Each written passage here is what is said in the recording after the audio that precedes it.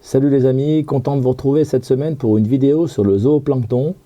Qu'est-ce que c'est, à quoi il sert et comment on l'élève? Allez, c'est parti.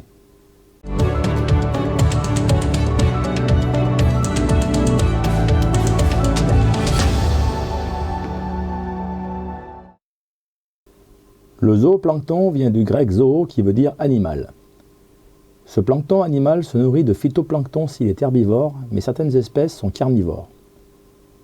Dans son milieu naturel, le zooplancton remonte vers la surface la nuit pour chercher le phytoplancton et au petit matin il redescend pour échapper à la lumière trop forte. Les espèces de zooplancton sont très nombreuses. Dans le récifal, on a les rotifères, de forme cylindrique ou en trompette et ils mesurent moins de 2 mm. Les copépodes, qui appartiennent à la classe des crustacés, représentent la plus grande biomasse du milieu aquatique. Ils peuvent être herbivores et carnivores et mesurent de 0,2 mm à 10 mm. Ils sont importants dans nos bacs car ils recyclent la matière organique.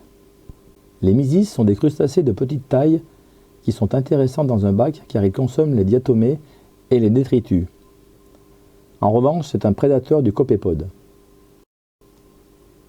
Les gamards sont aussi des petits crustacés qui se nourrissent aussi de phytoplancton, mais ce sont aussi de très bons détritivores. Ils consomment les champignons et le film bactérien sur la matière organique en décomposition. En cas de bac trop pauvre, ils vont devenir des prédateurs d'autres mini-crustacés comme les copépodes. On entend souvent le terme krill qui est dévoré par les baleines. Le krill est composé de plus de 80 espèces de crustacés provenant des eaux froides. Il peut atteindre 6 cm et vivre jusqu'à 6 ans. Et comment ne pas parler de l'artémia qui est un crustacé sans carapace qui peut faire 15 mm.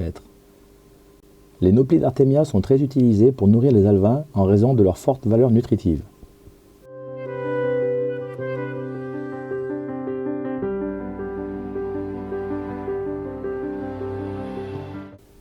Le premier intérêt, c'est de réensemencer le bac en zooplancton, mais il faudra aussi apporter du phytoplancton pour le nourrir. Je vous mets la vidéo sur la culture du phytoplancton en description. Ensuite, il servira de nourriture aux LPS et SPS ainsi qu'aux poissons mandarins et shelmon, et au global, cela favorisera l'équilibre du bac.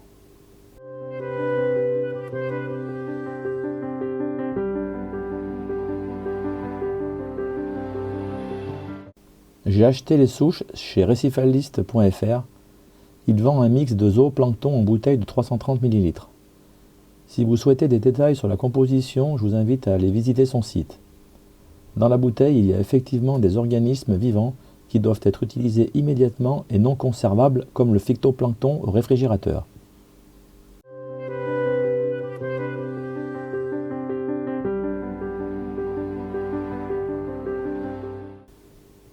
On commence par préparer une dizaine de litres d'eau salée à 1025. On utilise de l'eau osmosée ou l'eau du robinet, c'est mon cas ici. On brasse avec un bulleur pendant une journée, puis on verse la bouteille de 330 ml de zooplancton. Pas besoin de chauffage, une température comprise entre 18 et 21 degrés, c'est suffisant.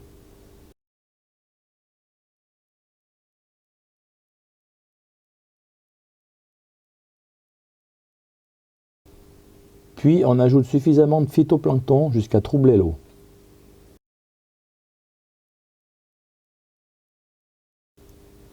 On règle alors le bulleur pour laisser un léger brassage. On éclaire pendant 10 heures. Ici, c'est avec une LED de 3 watts en 6500K. Lorsque l'eau devient claire, c'est le signe que le phytoplancton a été consommé. Il faut donc en remettre. Et il va falloir avoir de quoi fournir car il a de l'appétit ce zooplancton. Environ 100 à 150 ml par jour selon l'avancement de l'élevage. On profite des 15 jours maximum conseillés de grossissement pour confectionner un tamis qui va vous permettre de récupérer les plus petits organismes. Il vous faudra un micron-bac de 50 microns, ici de la marque Aquarium System, mais on prend ce qu'on veut. Un manchon de diamètre 50 mm et un manchon réducteur de 50 vers 40 mm et une paire de ciseaux.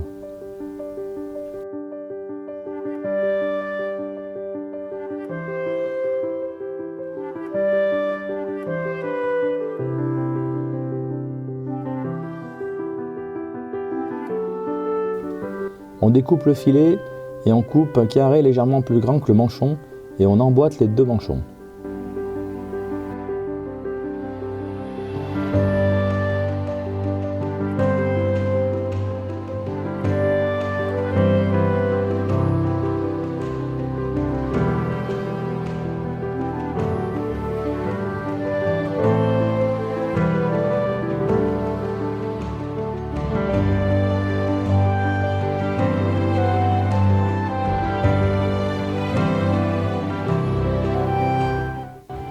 On découpe ce qui dépasse et c'est fini, votre tamis est prêt.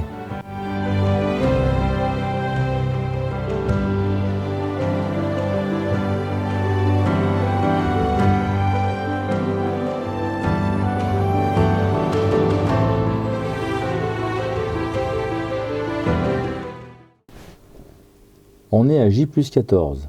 Il est temps de prélever le zooplancton, ça grouille pas mal dans le bocal. Le site récifaliste préconise de ne pas dépasser 2 semaines afin de réguler la salinité en raison de l'évaporation. Vous noterez que ce petit bac est plein avec l'apport du phytoplancton, alors ne choisissez pas un contenant trop petit. Je siphonne toute l'eau au travers du tamis. J'avais préparé un peu d'eau salée pour y mettre le zooplancton avant distribution dans les bacs. Je me suis rendu compte que du zooplancton passait au travers des 50 microns. J'ai donc triplé le tamis pour récupérer un maximum de micro-organismes. Une fois le bac vide, il faut le désinfecter à l'eau chaude plus javel pour détruire les bactéries.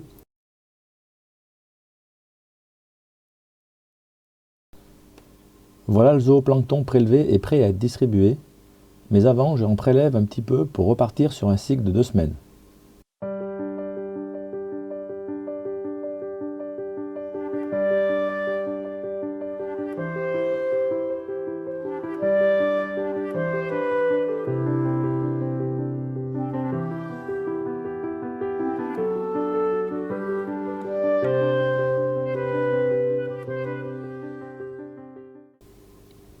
On remet de l'eau salée préparée la veille et on peut redémarrer une culture en mettant du zooplancton que l'on vient de prélever.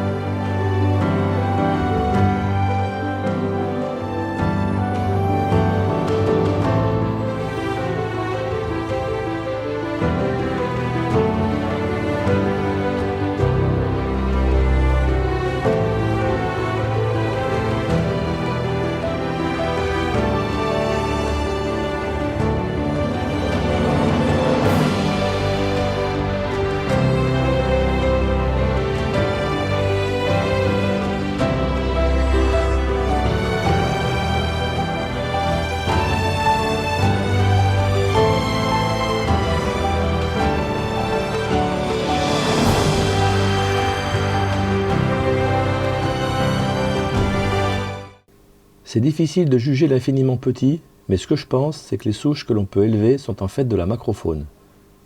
Ce n'est pas inutile, mais ce qui est très bénéfique pour un bac récifal, c'est la microfaune qui est présente dans le zooplancton.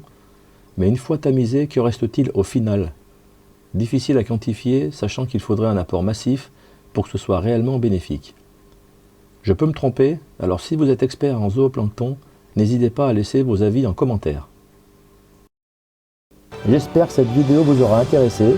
Si oui, un petit pouce bleu. Je vous dis à la semaine prochaine pour de nouvelles aventures dans le récifal facile. Salut!